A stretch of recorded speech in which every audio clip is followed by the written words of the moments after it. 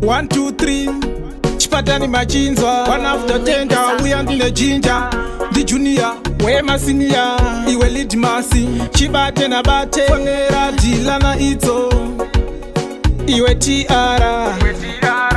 vakutoti baba bati mudanzi machandina kana mwana ngoma dzavo dzakachipa wakunyenga mvana apa uri jaya ndinoziva zvese saka imusandivhara vakutoti baba apa mudanzi machandina kana mwana ngoma dzavo dzakachipa wakunyenga mvana apa uri jaya ndinoziva zvese saka imusandivhara hanzi nemajita apa wazvita ngoma dzakasimba kunge bhonzo rechiuta dzakudiwa nevadiki kunge serevhita dzakupedza mari kunge bhora rekubheta tenge maeuda kwete mabhirita tava mafaunda nengoma tatoenda pese patasenda vabva vatorisivha hanzi chipateo netarenda nhasi ndine yangu stori uye kumukaka kuno kujera nditare zvekudhara kunge histiri aiwa apere maskiri aiwa ndopikana jaja chero mafanzi ati tinobheja zvaunobika isu todya siya vakadaro vanoti tinotya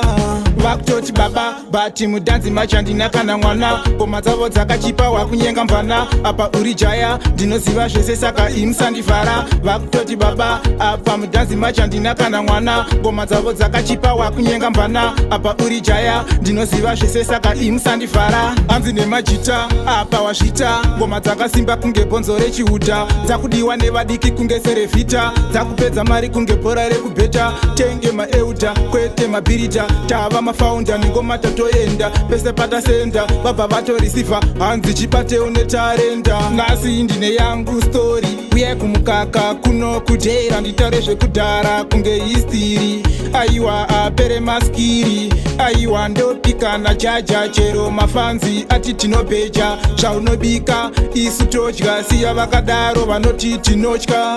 vakutoti baba bati mudanzi machandina kana mwana ngoma dzavo dzakachipa wakunyenga mvana apa uri jaya ndinoziva zvese saka imusandivhara vakutoti baba apa mudanzi machandina kana mwana ngoma dzavo dzakachipa wakunyenga mvana apa uri jaya ndinoziva zvese saka imusandivhara vakutoti baba bati mudanzi machandina kana mwana ngoma dzavo dzakachipa wakunyenga mvana apa uri jaya ndinoziva zvese saka imusandivhara vakutoti baba apa mudanzi machandina kana mwana ngoma dzavo dzakachipa wakunyenga mvana apa uri jaya ndinoziva zvese saka imusandivhara